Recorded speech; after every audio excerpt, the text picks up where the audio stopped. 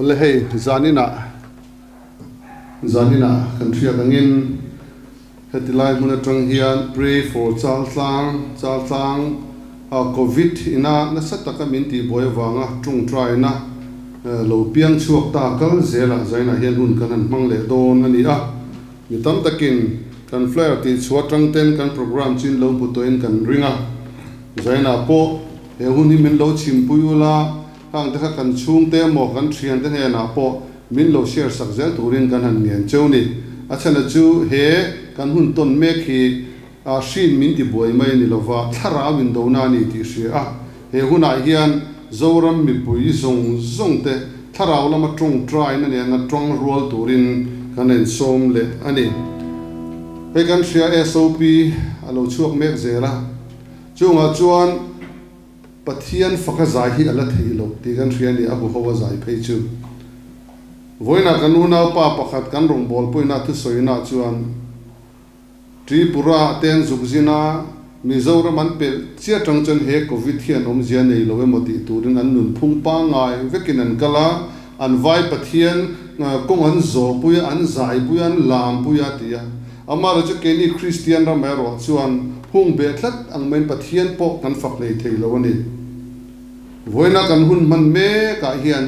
ring tu te hian lalpa faka choi moi tur kan ni ti sia ila zaina a hu howin kan zai muk theilo ani pon biakin ate zaina hian kan on som du te kan huna khan ke zong ka zai zel don min siam tu fakin chatuan min pe tu fakin hallelujah chu ai hu zog ri moi dang reng theilo na pho tu chuan nan lo te ni hey nge ye ni ri moi ro pui ber hallelujah chutiang chuan pathian fakturin kan on som chu ke zong ka zai zel don min siam tu fakin chatuan min pe tu fakin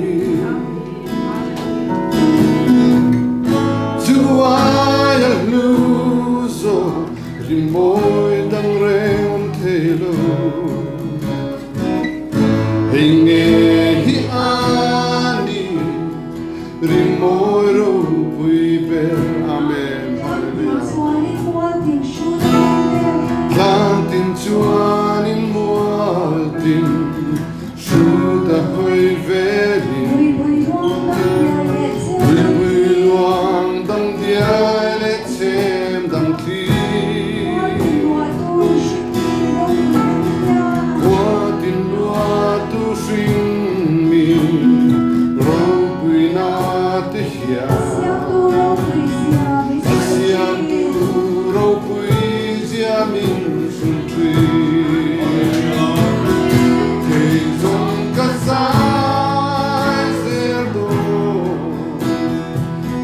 siam tu fakin chatuan min pe tu fakin chuai a luzo rimoi dang reng thelo inge hi ani rimoi ro pui ber amen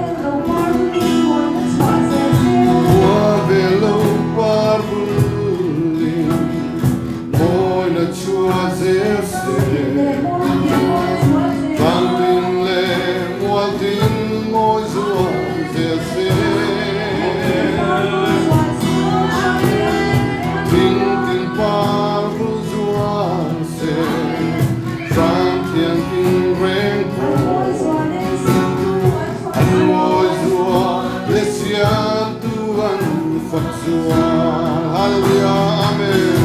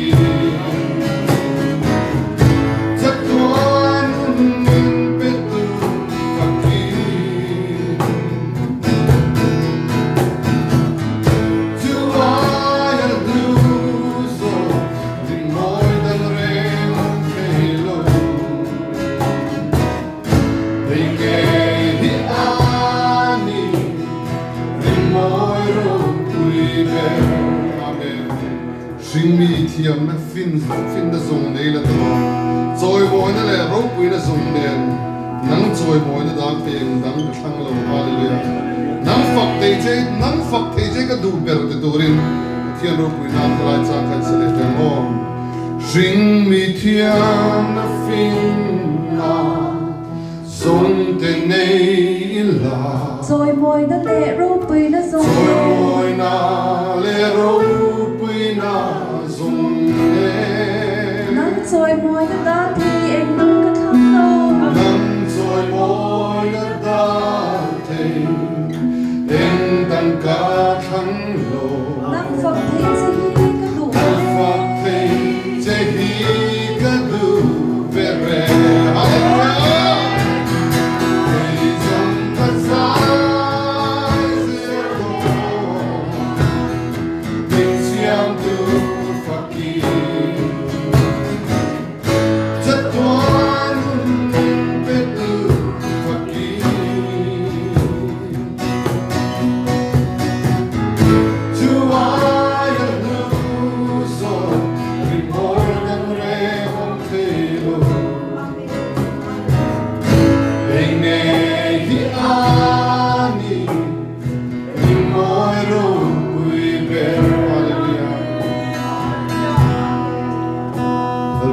choi moi nam ro servat ro priam taro ke zong ka zai je ton bin siam tu fakin te torin kan ru ru bot se je lela la dang han salela I pangai na hi ka dam chung hla ani amen I mi lai na mang khongai na hian lai ri la fan zove eng wang hian nge min hria da ka min hruai zer thin le Kantan hian o iluan ilalpa hi kantan hian avak lu em tro hallelujah iluan ilalpa kantan hian iluni I vatra em hallelujah lalpa kantan hian I vatra em bitil ti te kan rai tua chang hianin rinom min ke troka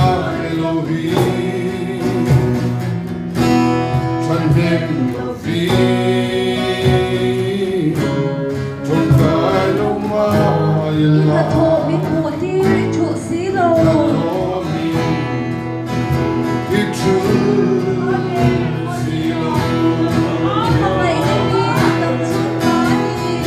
mai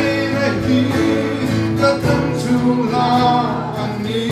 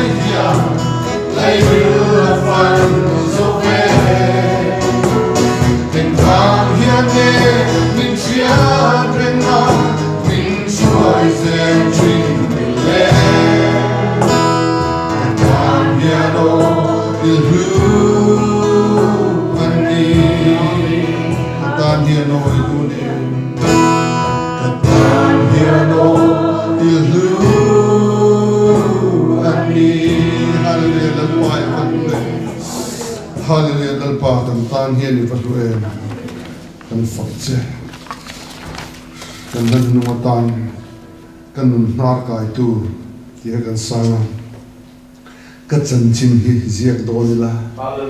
itel venga phek tina lalpa mi de chuan lo tin zani na hian kan ni tin nun kan da na hian lal isua hi zia telin vengem hallelujah amen hallelujah lalpa nang lo tunge kan kamang an le phurit ka thlen na awatha em tro zana hian kan manga covid avangten kan boy chi zaina hian kan mang an le kan rit phok khen na la li suwa min lo se tu hallelujah zena kan trung trai na ngai thathin tu kan nei hi fal lu em dal pa chi ka lo se lal pa nang lo tu nge kan ne ma an le rit phur ka chen na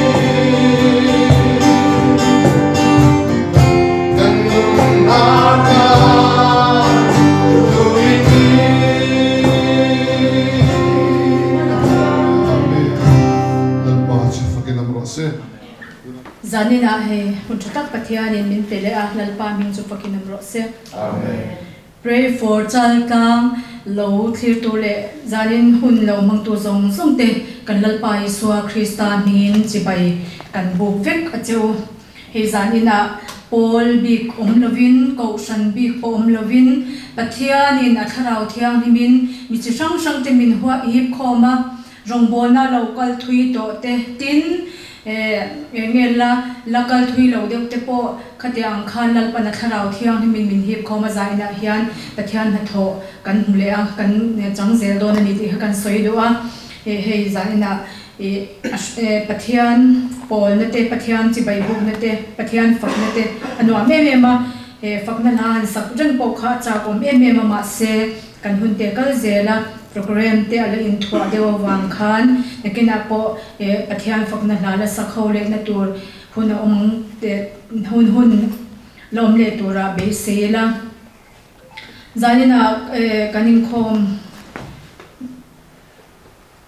be chanatan hei pathian thu kan chiar nge FSC bungruk chang somdi FSC bungruk chang so matang hian pathian thui lo ngai tha ang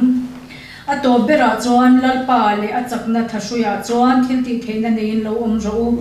dia bolangam thlen te chu in do zo nan pathian ral thuam fam kimin in thuam ro kan buan te hiti sa le thisen an ni si lova lal na te le thuni na te le he thim chunga khovel ro rel tu te le van huna tharau sol ho te an oman ni zo ke chu wangin hi thalawa chuan in do zo na tu le in ti zo vek nu po in din theina turin pathian ral thuam fam kim chu la ro atiani hei hi nimina ka thim lunga chuan he pathian ral thuam fam kim kan kong chu thuta ka senga felna om pho ha remna chanchin tha in bua sai na kan ke abuna heng zong zong hi pathian thutak chanchin thamu nam kan lak chung po in film khur ro la ti thawani chu wang chuan in pathian in kan king pui dia bola chu asise turin theito pin tranala a chol lowa ani ti hi ashachiam em ya zaina po hian pathian thu kan chiar tak mangkhan in tiklai po film khur taka in veng renga lalpa thunwaya kan kluk lowa o ngai changa kan kalhia poimo tak se te ni ti kan soidua tin bible chang dang kan chiar chun zom le anga sam som kwa panina chang som pani lai te kan chiar nge mi fel chu tu mangin ado lo anga lebanon ka nga sidar thing angin athang wa kang atiani alo puile mai bible chang kan chiar te lalpan kan zawai tan man min som sakro se amen zalina dar kwa tong trai na kha tu na yan kan tran le anga tong trai thupui kha kan nei kha mi tong trai pui tur kha som nga pakhat kan neya ti chuan kha mi mang khan kan tong trai ma zaina yan kan thil tumber le kan tin zon ber chu hemi covid nan na shik hi ani lawani tuna kan ron soyang khan setan le ram huai havina hel he ram he khovel hi tanei le thune an tumna zong zong hi lalpa ramani zia thiana turin pathian ram he chatlang khotlang ate tin veng tanga te mizoram pumpuya le he khovela lali swalo kal chan kha tun dinani thina turin he pray for chatlang po hi lalpa min boss ania chu bang chuan zaina kan tong trai anga chuti mek lai ro chuan covid he natna shikhian kan mizoram le kan chungwa te po atwa mek zela chuwang chuan zaina hian helam hi pathian lam hoi san dei la kan faktur ti ka chu fakila arong kan bol tur chu ta hianin ya chiang me in ka sia arong kan bol tur chu arong bol le la ti kan soidua pathin lunga bible chang pakhat lo lang le thlat me rombung som pani hi kan chia le lo kange chang ro ka tang hian khongai na min pe gang zia zelin thil thon pek sang kan nei thewa thusil tur ani chuan kan rin to gang zelin isilang u rongbo tur ni chuan rong ibol thatang u zirtir tu po in zirtir thak ro se zir tu po in zir thak ro se thil pe tu chuan ui lovin pe ro se ro rel tu in tai matakin rel ro se mi khongai tu in lom takin khongai ro se ti hi kathin lunga to na ka soilai me khana ron langa zaina mi chi sang local khom te kan ni atin helai program lo thlir tu te le lo la thlir zel tur te po mi chi sang kan ni ma se heta hian to na ron soyang hian rongbol tu big te evangelist kan ti ang te tin chung trai mi te po nyang thil pek pe turalal pana ko te po zirtir turalal pana arwat te khangang kha kan hanin sui khom hian pathian thil ti thena tan sataka lo lang thena ni zaina po hian helai mi chi sang kan local khoma tin a thlir tu le he program lo mang tu te a po hian mi chi sang lalpa in mi special mi big ni taka min da te po niam chu wang chon zaina hian kan din hun lalpa na min ko na zon thewa hian ho tran la ila lalram chanchin thatun din na turin mo phurna kan ne ni ke ma ya lalpan kai ma ni thwa han lalpan ti tura nei ni ti ha kan soi du a ti chuan zaina tung trai rwal na kan ne anga kan tung trai rwal na mi som nga pakhat dam lo tung trai na kha thelu ron thelu ta ti chuanin aming karon chhar chuak to aming kha karon chhar chuak vek lo anga hun te rei lo na turin ti chuanin mi som nga pakhat a then chu cancer te shoklam chaklo te pancreatitis te khatiang khami chi sang pumlam thalo te mo tin covid positive nei khami case nei kham atam zok te an nia tuna hian kan tum trai pui don ani pathian ma kan din pui don ani mo ke mani po adin pui turate po hian thin lung thiang nim ri ru dik takin kan tum trai na kha pathian in min chang don ani tuna hian leya kan phuar hi vanan lo phuar don ani tin leya kan phel po hi vanan lo phel don ani ti khasha ringin zaina he tum trai le thil ti theina hi kan mang le don ani chu wang chon setan hi lau le khorin setan le ram pai ho hi lau le khorin kan chero se isa ya bung somnga pali chang som pasaria khan namani beina tura siam chereng renga sot lawanga lekin reng thu poya ron king tu te chu thiam lo changin omangati chu lalpa lama krista awanga kan ro chan ani zaina hian mo kan tum trai na thi athil ti thei don ani kan ro chan luta ki zaina han kan pot thale don ani chu kan nau te kan thian te kan rong bol pui te swalina natna mangte mo riru natna mangte mo a thil thalo mangte a beina zong hi zaina hian lal i swan alo phel to alo ne to kha zaina hian chu ne na mang chuan ke ni atakin kan che chhuak don ani mo chu ba chon na poi mo ema zaina han du athen chu kanom huna khan hilai program lo clear to 10 inom hun thewa khan lo chen chu ching thi na mo chen chu bo khopi na chen chu dingin ma position kha chu mani du dan danin hey lo in the all mai lovin mani om huna khan kan tung trai ron na te po khan min lo zom ve ula tin covid 4C omte ZMC omte ponya home isolation omte po khan he tung trai ron na le program hi lo zom ve ula tin lu le ti tak sitin pathian ne nei lan tharin tung trai na nen pathian chi bai bu kan ni ti khashia in zaina hian kan zawain alamai hoi leang u lalpa hero puise achina khan mi fel chu tu mangina do alu mi fel chu tu mangina do alu anga Lebanon kang sidar thing angina thangwa wa kang ati sidar thing angina thangwa wa kang chanchin top nei lovin pathian in ring tu ti chu hele kan dam chung hian nge min lo tia mani chu wang zon a ro pui zaina hian ho kan din mun kan ni na hi du tok lawangu ani na taka chuan zaina helai local khom te po hi kan in sidani me thei mo kling zo kan in ti lo me thei tu na fakla kan sakang khan kan thin wanga chanwo nei tu mo lalpa fakemo arong bo tu ri kan ni lo a khongai na kan chung lo theng kan chanwo ani na sherengin chu kan pen chhuwa kan ni mo zaina hian chu wang chuan kan chanwo hi a hlu ema ngoi bo pai pui mai chi ni lo ti ha kan soi duwa ti chuan tong trai rual na kan ne anga tong trai rual na kan ne min khar sak turin umami kha heta loading chhuak turin ka som duwa ti chuan ti tak zedin tong trai thu pui kha mi som nga pakhat tong trai na ron thelu dan oma khami tong trai pui ne kit kan ngai mo te po mi dang tak tak an omani me thei khan te po kha la ni la zanin kan program te lan thar zelin zai tur te khatiang kha so sharing ron nei tur te engki mai he cameraman te engki mai ke mani pui lan tharang wo te chuan tong trai ron nei lo nei ang Hallelujah lalpa kan fakche kan joy moi chenali swami chi bai kan bu che sai na ya lalpa I khoi na ro pui ta kan chan ni lalpa kan sapai kan sot ina kan India pui na le ki chak na pa ni lo che ro se Hallelujah lalpa sai na su kan thak ta ke mani min pe na tu shiam che re ni so wa no lady trade tu pe ki am lo che na no we want long side that yes lalpa hallelujah kan chak na le kan chak ko sai na ya lalpa ikhyani chu hallelujah lalpa sai na lalpa kan khate lalpa nampa chi bai kan tu na zo ya ro ni lo chang ve la khala thiam ni nani swami chi bai kan tu che e buna ya no sa le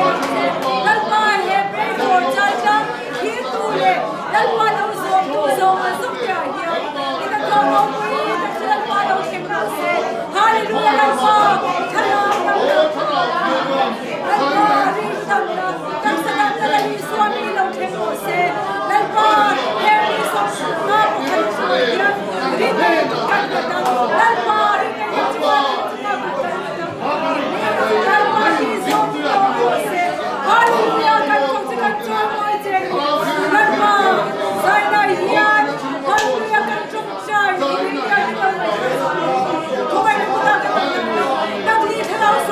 sole chingdo si pai tu lali swami sami ka shakti chewa ila ya kan no dau de la ko shi si chalo he si si ke sa de shokla de computer ji se di pura de di shama shama so dikha lali swami la ya lali swami ka no chewa he kan no dau de Lali Swami Lali Swami Lali Swami Zaina ya kan mai ko si kan sha Zaina ya iri no dile to mai kan se Lali Swami iri no na chu cha ye cha na se mai no mai no chu chu mai Zaina ya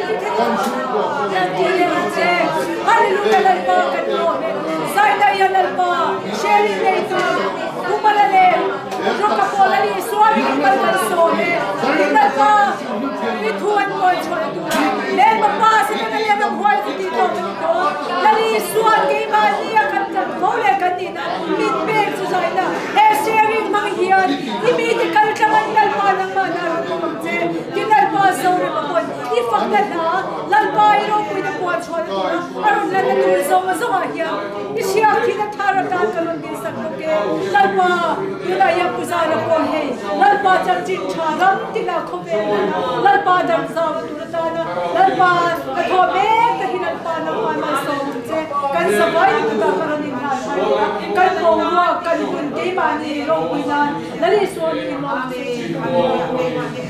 Hallelujah, amen. Hallelujah. Hallelujah, amen. Hallelujah, amen. Chang chang chang yang lan pa nang lo la lang che. Lan pa lan rang ron ding yang che. Chung tin hi lan pa mi ron fang chuak le fi kang che. Hallelujah, amen. Hallelujah, amen. Kan lo amen. Hallelujah, amen. Ita kan hi lan pa chatua na tan. Hallelujah, amen. Lalpa he program hi lalpa nang in mal so mang che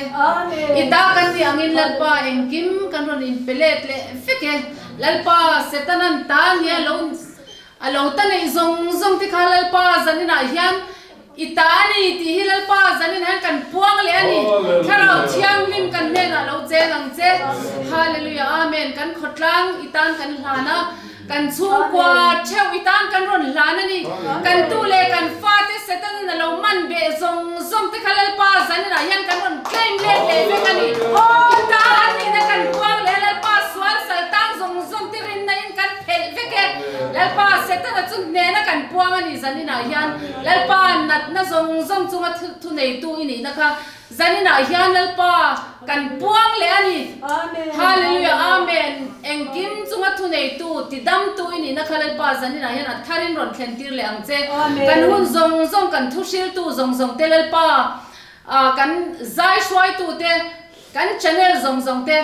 connectivity zong zong internet te lalpa nangin kharau thiang mi min siap tharon thile thewang che hallelujah ro puina zong zong kan la na che engkim ikuta kan ron la ne lali suwa krista mi kan dile amen hallelujah vanwam em kharau thiang nim zalen na chuan ke ni po kan zalen ve ni lalpa chu fakin ro se zaina zorema fakna la nan turin kan so manga he no mum ka ti zaina kan ngai to pumala zaina thu charan soitur hi salvation ania tin zore mahi baptist kaushan ania tikhan presbyterian te derokate presbyterian ni pokani kha kha kaushan sang sang lalpa kaushan mun khata in sui khom kha zaina yana ma factory kanon kal khoma ro pui tak zeta he zore mahi kan soi lokanga he zai thiam na maya som ke ni pon kan ni lo mo ani po zai thiam zai thei satya run helai platform hi run wa to ron ni lo he zai thiam patiani na zai thei na zai thiam na apek na phe na lalpana lo shwai to na te chu lalpana lo shwal to na te zai na hianin ara chwa hi ke ni pon mal som na kan lo chang don ani ti kha kan soi duwa hei ama chan chin le he mi phe na lalpa ta na lo in sakri alo in pek te alo in lan na zong zong te kha ngai thadu chon hei kingdom activist a khan in discussion kan nei na ta khan chang takina soya aro pui in du chang ko in ya ministry a khan in theanga chu ba chon zai na hian pathian fakna hla ron sat satya tur ni lo mo lalpa choi moi na turin pathian ru puina ron puang chok tu le saltau te chozalen turin tuna he fakna hla ron hla don ni ti kan soi do ni zore ma kan lo so me pathian ru puinan min mangai lo I thei lo ti kan sang hallelujah ro pm kan tim mur song sur me lo lalpa chok kin zero se zan ikina ha pakhat haron tathia faknan ran le tora ka be seila chunga te chuan man testimony mo share to te ni chuan ron thashung lo se zo le kha ti ha kan se lo lo chu chuan to na chuanin roka zo ram moya pathian thu cha sei turin kan lo so me masayin khomai tu pathian chu fucking rose apan wo me lali so nei du zia hi nite nitin mai kan mu fiatel tela tuna po pathian thu kan soinga pathian thu kan soi chho zel nga lali so nei du zia li kan soi dona alei lo te chuan lali so pan vat tur ani mai ni voi ni an bible pum pui kan en chuan pathian ina bi te thawangi hau pi em ani ti kan sial tha lali so na ami te thawanga hau le ami lo te thawanga hau nei ain thau em ani ti kan mu thiam poi mo le ka sia chu wang chuan solaya milem bia vai kut do ti vel mai te thawang kut don ni wang ngodin an thawanga hau lo ami te thawang zat zel hau ti kan sia poi mo ti lai te hi kem ka soi duwa chu mi main kam khat sai le du kan ya zo re ma baptist atia viela salvation atia ke presbyterian kan ya chuta karir ro lo lut ber chu leida na tanga pol ko than kan ti ho kal khom lo vin lali so kristanu na akko swala khata akko chu ko na cham tu te kal khom kan lo ni reng mai ti I so krista ko than te kan kal khom ani chu kan chiat china poi mo ne dik tak chuan tam tak mizoram a hian ko than ti zia hi kan thelawa chu wang chuan lali swa zel tung dinga lali swa zel choi moya om lo na reng hi chu ek ma lo mai ani chu wang chuan ban kho pui khian afa pai swa hi kan eng ki batan min lo than saka swa la ka ta min ko na fa pai swa krista nu hi min ko wa chu ko na chang lo tu te kha na ki na ko than te sen hu na an tel don chong lo UPC Presbyterian Salvation Tivel Baptist IKK 7 Day Tivela Pola Mingziak Maia lali so Krista nun takkan nei si lo chuan ako shanna min ko na Isu Krista lak le turan nun ka pe ka wangi tia chu min lak le turan nun asem huna chuan chu nun nei lo tu te kha an bang lel don ti kha kam ni khatin ka soi tel duwa ka tuna zo re ron sakachang tu soi tum kan nei ve de ro ina chang khan ma se lo in thak ka a chang khat na kha thak ka ti em ma chu wang chuan chu mi hoi zong de win pathian thu soi do ni la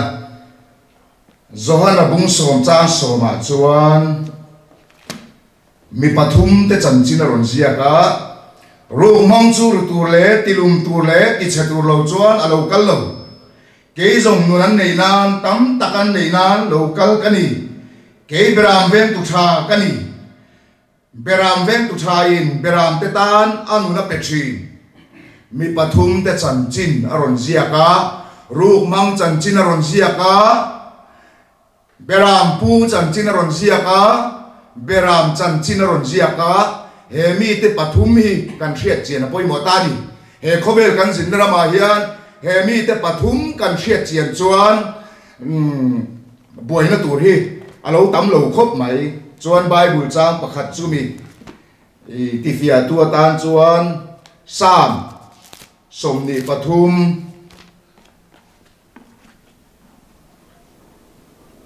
lalpa chu min ven tu ka beram pu ani ka ta cham lovang ani chon lo ka thing tuk muna te min bo tir thina chol na tui ka ma te min chuai thin kanun na hi mi siam that thina ama mi nga wangin fel na ko nga te min chuai thin ani thina rim ko ram zo maila thil thalo reng ka lau lovang nang kan he na yom sia ital tum le tiangin min thamuan thina min thamuan thina ni mi do tu te mi mua kama do ka ni bua sai thina kalui sia ki thi to kanowa aliam renga mathai lovin that na le ngil nei na in ka dam chung zong hian mi zui zelanga ti chuan lalpai na kum khwain ka om rengang athu te mal som tu kan pathian chu fakinom ro se mi pathum te chan chin ni china khan kan soya voin ya hian kan khing pui dia bola chan chin chu kan soi thui lowanga ru mang chu ru tu le tilum tu le ti che tu lo chuan alo kal lo atia athil tum ber chu nang le ke ya za na te kan chung ko lim na te kan chung ko in pum khan na te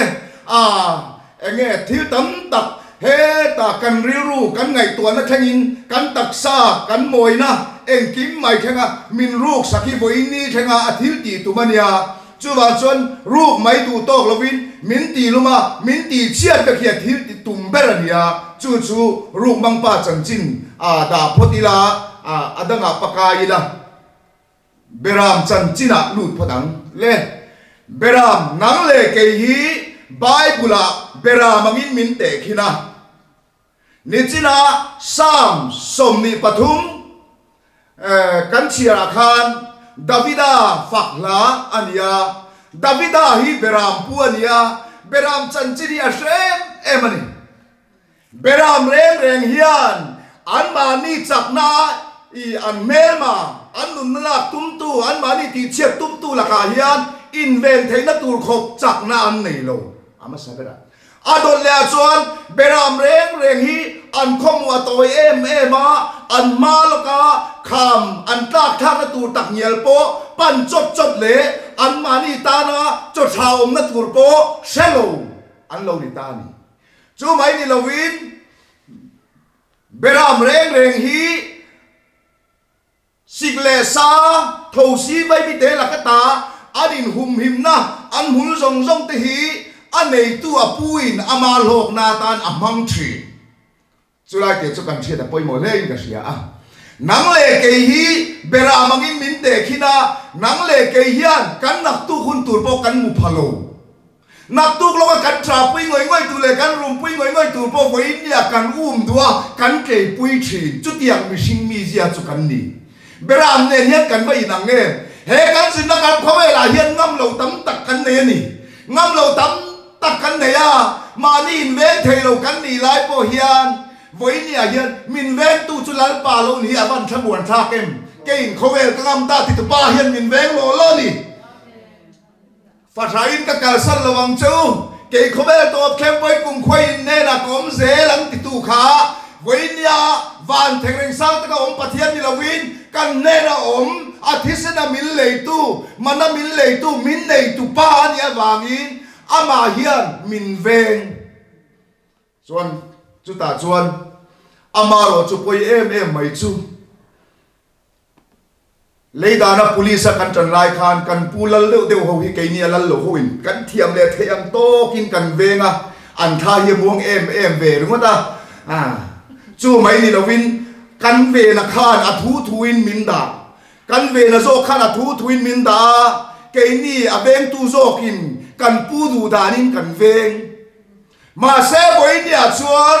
leile ban siap tu zo alal zo kin alal lo zo eng ma ti thei lo zo kin min veng lo ma se kan du da ni min veng lo ama du da ni min veng chua ma du da min veng da kan chiar thiam lo chuan kan vui don ti na lo ni voi ni a hian chulai te chu wa be soi ka duwa nu in thi le thau polin nau ve na tuarin an san trang he ta an san chua kha arila ra amfa amangai akha an sang chuaka nau te kha bokwa kinan kaltan thiam tra ti khan nuin na dang thok ma sela mangai nei na zia clear renga naute in mommati engkha nalati ema aron pan hai chot cheta chuta chuan nuin a khoi chuan a in kang don ani tia mangai na veng hin tat tu khan mommati khan da sona naute an hu son mai chu naute tra engwange nu mangai na chiar thiam lo ani voinia yan kan rama Christian ni si engwange kan room ti chuan min ve tu lalpa min ve na hi kan chiar thiam lo ani dik tak chuan lalpa min ve na kan chiar thiam lo chuan nang le ke hi kan lo chau thim don kan lo vui thim don ti na lo ni chu wang chuan voinia hian nang le ke hi helai sa ma hian ron chiang ma lalpa min vem tu min ve na hi aron zia ka tlem kan soi zong nge sap bi kha lalpa chu min veng tu dia ka ta cham lowang tia ele in mi ele in chu tak cham chang kan ni resel na mi tak cham chang kan ni sum le pa mi tak cham chang kan ni lim na mi tak cham chang kan ni kan lungai jing lu tu enge kan tak cham lo chu chuan lalpa min ve na hi kan ta cham lo ni kan ta cham lo wa ama ro chu min ven dan kan chiar thiam thin lo wangin kan lo buai thi na ni a chang chuan se sel na ka cham zong ten min venga a chang chuan sum le pai ka cham zong ten min veng nang le ke i chue kan se sel lu tu ka sum le pai ka dip te a yaran puar deu hi chuan kan ngo hi lian ma ma lalpa ku ta hi kan lo bo zung hi lo ni chu bang chuan lalpa chuan at ka cham zong in min ven cha ne ya chu ta nang le ke yan o lalpa ti lo thei lo in kan lo om le thi na chu lalpa du ta na lo ni so voi ni en mal som da kan sia dan point ang lo voi ni sum le pa in le lo sum tam tak in le lo te khriser na te lalpa mal som na kan ti enge mo chin chu ani amaro chu he ti zo ni chia ngo lalpa min la tir tu zo hi chu lalpa mal som na kan ti thei lo ani o lalpa min ti tir tu zong khae mal som na lo ni lalpa ke bula kun lo thei lo min siap tu zong hi lalpa mal som na lo ni chu lalpa min ve na kan chia thiam chuan eng ma reng in min ngam to lo har san na mangan na buai na nen pon min veng ma sela min veng tu lalpa ku da ni ti kan chia thiam chuan hen zong ina chim buai phak lo wa min len tira ne tunun Krista nging ve ngai lo lungpui nge ta ding kan ni na hi aron tilang fia thin Jacob apa mal som na dong tu kha apa mal som na don zo to khan eng tin nge apa mal som na don zo to khan a USA ban ti lum tu mina ta chu ta chuan an nu du ta pa la ban ne na khan ba tan chia chu mi ko nga chuan eng tin nge lalpan a ven zel ti chuan pathialina Jacob a ven dan chu enge ti chuan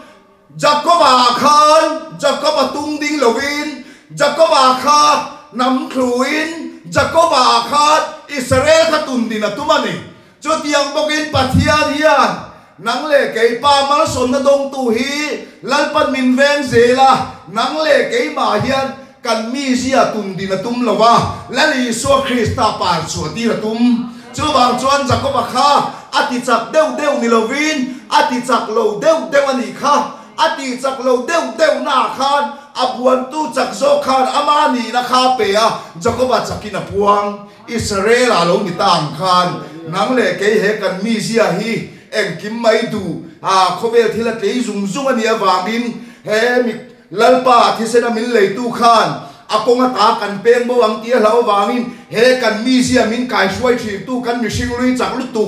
he mi sia ti klom na tan hian nang le ke hi akut chakin min venga min ti chak lo dewa ama chau churing lo thei lo in min siama chu ta chuan kan chak lo pia ni Krista kan chak lo chu tun din lo om thin ni chu poi mo le ka sia ti chuan chu lo pakhat aven na em liang o pathian thu koltir ala ni towa I zona kha pathian thu koltir nia ma se nenevi khwa au tura lalpana athua koltir to apek to nuwa khan pathian thu nung kol tu zona kha ami zia chaklu tuka Tarsis lam pavapan chuta ama veng ta tu lalpa khan ama konga ta kal thui thui don tukina sia khipui le tui fonin am chunga lut le ti chuan lalpa chona tirna zora tan lo thei lo ina sia mang khan với nia hiền nắng lệ cây po dik tak chuan he khovel thila hiền har san na mang an na buai na nan na kan to lo chuan lalpa ti hi kan lo khat le phat thin heng kan ri sel na te kan nei ro sum te kan kum nau pan na te kan chak na te kan fin na te kan thiam na te kan lo ingat thina ke ma tang testimony tem kan soi nge ri sel na hi kan nei pan mai mai khopa leida na vein kan nei lowa ka ko chung rong rong hi ri thei thil kum kha le chen lo tia kholaya lo wak na sa kan ni to wangin ka tak sa peng chang chang hi rin tak reng reng hi om lowa amar wo chu voini thleng maya nung dama kalom hi engwange ti chuan nun na chu athu nei tu in lalpan min chela min vengi mani ti hi kai nga na ni top ka ri sel na kai ngat thei to lowa ka kum nau pan na kai ngat thei to lowa kum nau pan na kai ngat don chon ke ai nau pan thia ka ri sel na kai nga don chon ke ai ri sel pui pui an thia ka hau sang na kai ngat don chon ke ai hau sa pui pui an thi boka ka fin na kai ngat don chon ke ai mi fin pui pui an thia chu wang chuan voi nia hian nung dama kalom hi lalpan keima thil tu banaya akut sakin kanun na la cher ri ti hi kai nga na nia sipui reng reng po hi voi nia hian hatian ka soi thin tuna sileng vel mai mai pon ni lo lubung nat nat po hi ron tle lo lo se o kati lalpan daro ka hiladam ro se ti chuan daro ka hilubungin pathian thu kala soi lau lau don ti na nia chu ti ang khop chuan lalpa thu nei na chuan na sa ni thu nei na sa nun na chunga thu nei ni nun na chunga thu nei ya ma se ni china ru mang pa kan soi bok khan hei ni voinia lalpana min venga min en kol lai hian lalpa min ven da le min en kol da hi kan chiar thiam lo thina wangin melo pa hian kan ri rungai tuana lalpa lama kai nga na te min ruk saka wangin thi mai tura te min nga ya min ngai tira nan na hi thina mo te kan ti tat thina thi turin nat khera ngai lo en kim tan hun ruwa ta tia lo ba luwa ta wangin ha ha ha ha ti pona thi thei lom luwa ta wangin nu pona hak thi lom chu bang chuan kan ram tian kan khir wang hian nan na sikina taksa e chiat ai ma in ril ruwa boya wanga i chetarok rok hian tamzo ti hi kamu dan nia kan tam em wangin lom biak in poka in khom ngam lawa leile wa siam tu pathian ring tu in ti si eng kim ti thei tu pathian kan tia eng kim ti thei tu ti si kha voinia hian eng kim ti thei tu ani na kai ngat ngam lo kai ngat ngam lo kan lawa kan sama kan khura chu wang chuan voinia po hian ring lo mi te ne hian kan vai in ange o kati tun chile lai tak hi budi satanga Christian ka in le kum ni se chon Christian a chon ka in le du vak pon ka ring lo eng wa nge ti chon milem ka biak la ya kan lau chin chiang hau ve a kan lom na chin a chiang lom ve a chu wa chon nge Christian ni manom de chuang ang ma se voinia hian milem pathian ka biak la ya milem pathian na pek ve thailo enge ti chuan na sia dam re thei sia hau sa he nun hi milem pathian na pek ve thailo wa ania wangin ro tuina mei pui chunga mei rim nam lovin lalpan min suai tatani chu wa chuan Christiana ka suyani Christiana ka rin petani ni lo sen chuan in pek chang na hi om lo reng voinia setaka mesaka abet na go te khan vo pumanania o lalber i milim te hi chi bai kan buk don lo kan pathian nung en kim ti the chon hero tuina pe pui ta hi min chan chok the ti kan sia min chan chuak don lo ma selan ti lai khan ne bu kan zar le mi dang te khan pathian melan mu pathian la man hoi ti reng reng om lo ro tuina me pui chunga so khan lalpan hak tat maya an ma ni vem tu pathian khan ro tuina me pui he turina tilowa ro tuina me pui chunga suai lu zo ka long hak fan maya ro tuina me pui chunga ne na ban phar turina ni ti ni chu ni ro pui chu hei nia voi nia Christian tina kan dai tur chu har san na mang an na lungai na buai na nat na te voi nia yan hel turin lalpan min tilawa hem zong ina min chim chung pua kan nu na chim buai phak lo lai kha nia poimo setaka mesaka aben na go ta kha mei puyan thak ta chu ta chuan enge lo lang ta ti chuan mi pathuman thak a ro tuina mei pui chuan apali na mel ron tilang fia taksari ru tharawa min vem tu chu lalpa nia kan tia min vem tu lalpa mel tilang fia tu chu heng har sat na mang an na buai na nan na te lo khen chia hian lalpa mel lang fia mi dang ten pathian mel lo mu chi voi ni a hian a hel zom chon lalpa mel ya lang har khop nai le tir ko pol chung chang te man soi le nga tir ko pol a hi manin ngai lut na ten lalpa ina aruan na khongai na chan chin tha sil tura ruan na lakata a pen bolo nan lalpan ling pen ling mangina veng om zia chu tir ko pola mi zia chaklu tuk tur kha ling kal tangina veng ang khan nang le ke po hi lalpa hian voin nia hian akonga ta kan pen bolo nan he kan mi zia chaklu tukina min suai bolo nan cái mà đi là mà lalpa chuang lo wa kan theina kan finna kan thiamna kan chakna te kan chuan lo na lalpa chak chuang lo thei lo kan na turin lalpa hian voin ya hian har sat na le buai na nan na ten min lo veng thin alo ni klem kan soi dum som le lo nga hun chu kan ne tam to lo viau nan thil pa kan soi le lo me he khovela lali su krista alo kan lai khan alam lian sial tu zohana kha ro pui takin ronga bol vut futani aro pui be ma zui tu nga ani zui tu nga ro pui ma I so kha om lo mi tian ome I so hu na la theng lo mai ni I so hu na la theng lo wa ma se I so hu na theng meu chuan zohana alam lian sial tu kha em tiang khabin ro puin zui tu ngadin zui tu ngain bo ruak nei viau ma sela achola ngai tho ang khan alu tan saka da bo ngai thowa ada bo ni vele I so hu na in chan chiang khan lalpa em thil ti theina lam lian sial tu I thimania nang le ke ya hian thim har san na mangan na buai na nan na te lo them thin ma sela em tiang khabin har san na le mangan na buai na nan na sol pui ni ma sela lalpa kan ne na om lo ani lo lalpa kan ne na om renga lalpa hu na la ni lo wangin alam lian sial tu khala chi mai ni ka thil ti theina chu chak lo na sin ti fam ki min om ni ti tu pathian lia wangin a thil ti theina pa chuat na tur chuan chak lo na kha alam lian sial tu alo ni chi chu wang chuan lalpa hu na thlem chuan em tiang ko ba har sat na le mang an na buai na nan na lian po ni sela lalpa hu na thlem chuan an chola ngai tho ti lai te kha ani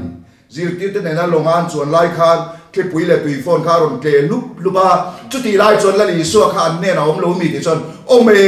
I so hun ala theng lo mai zo kani engam kri engam lal nge an zui engam zir ti tu nge an zui ti an chef fia nei theina tur chuan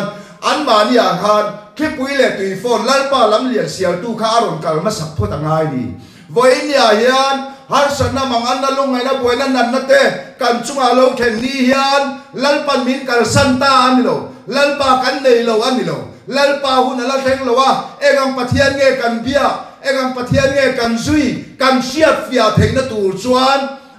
khi pui le tui phone te khan he kan tak salong hi min nuai vak hi alo ngai chang alo om thi ma se la li so hu na lo khen meu chuan an due bo du lo e bo ka tle lak lo ka phone lak lo po ti thailo I suan atok to ati suan atok to ani maya an chol tho angai ang khan voinia khan I chunga har san na mangan na lungai na buai na nan na lo theng thin te po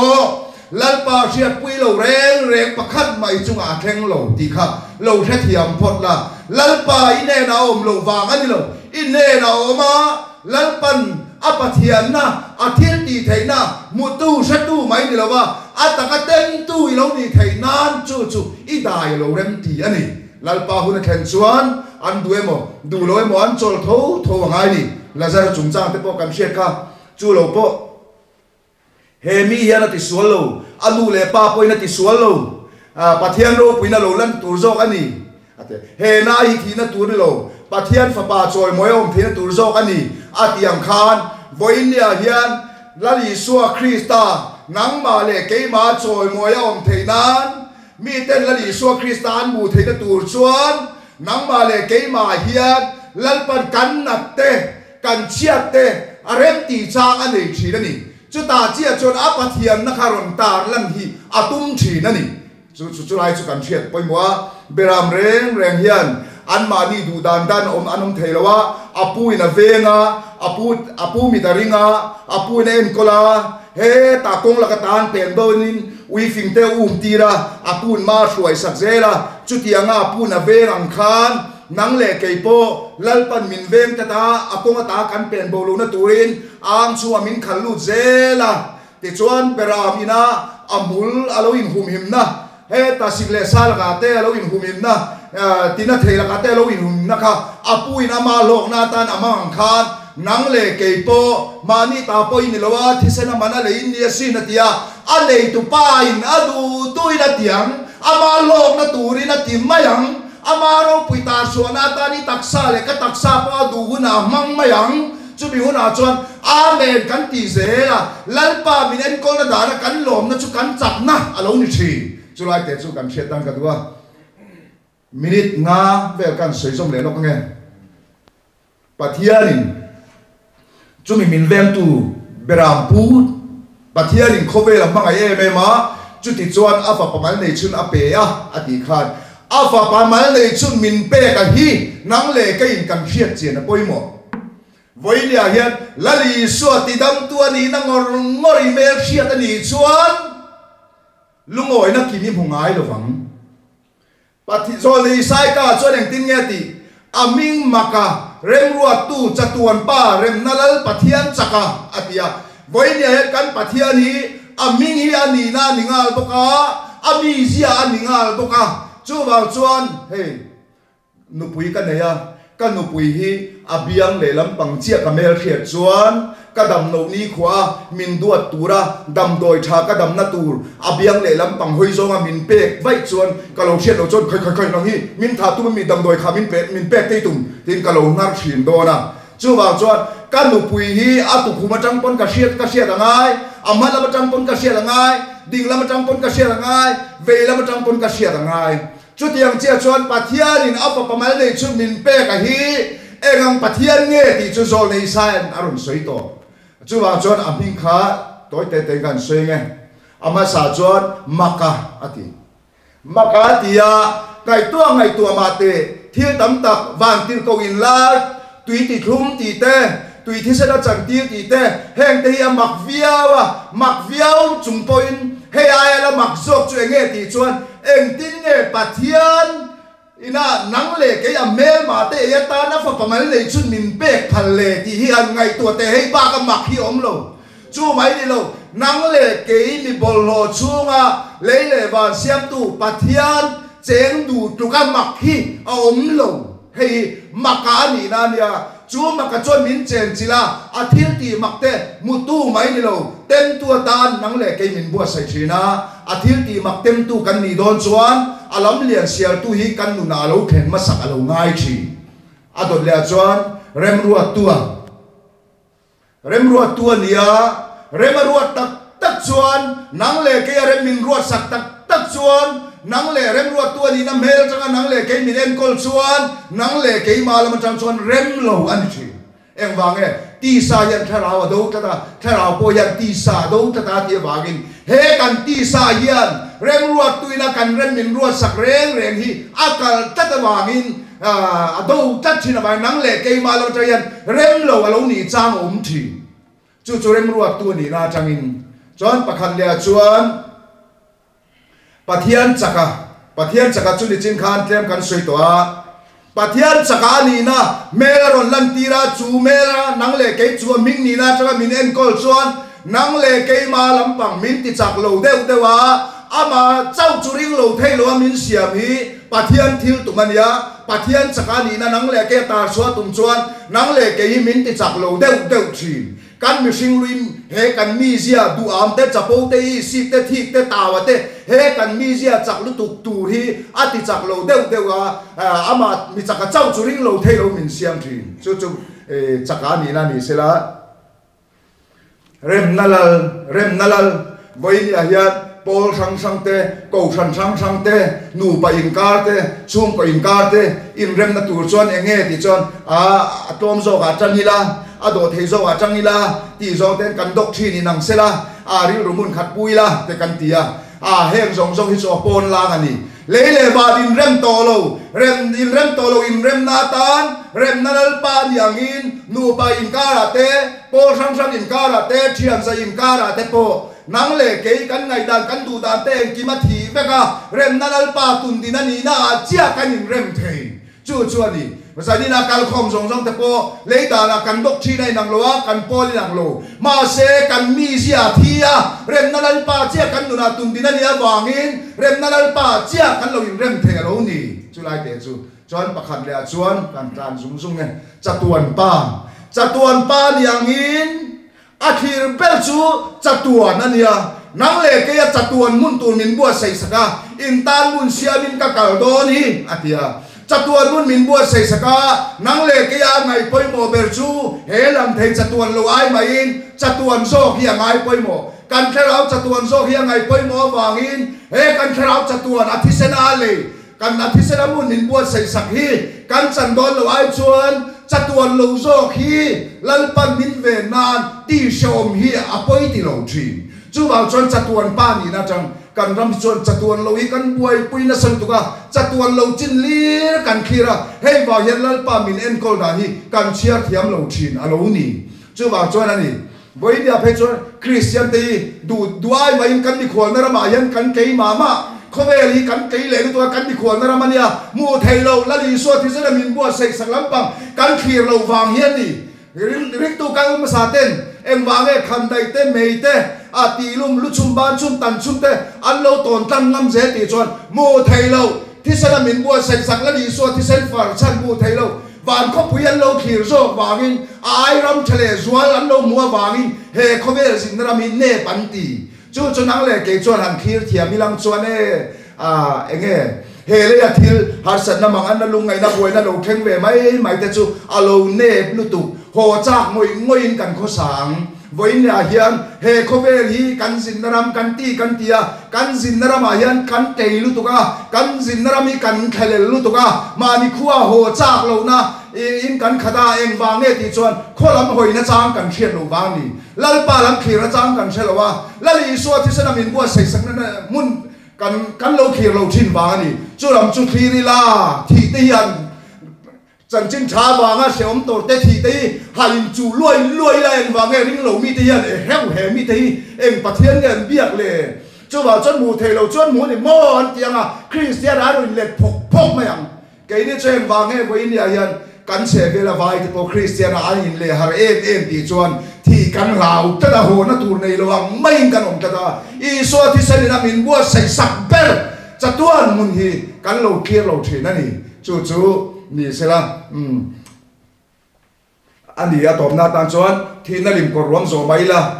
thil chalo reng kan hau lo wang atia em wange thil chalo reng kan hau lo wang ati chuan a chak wang le hrisel wang te rem shiat wang te afin wang te alanau pan wang te nilovin em wange thil chalo reng kan hau lo wang ati chuan nang kan ne na yom sia ati kein khovel kangam ta ti tu ber kha kan ne na om le min veng tu ber ani si chuan nang le ke tan lau tu ro om lo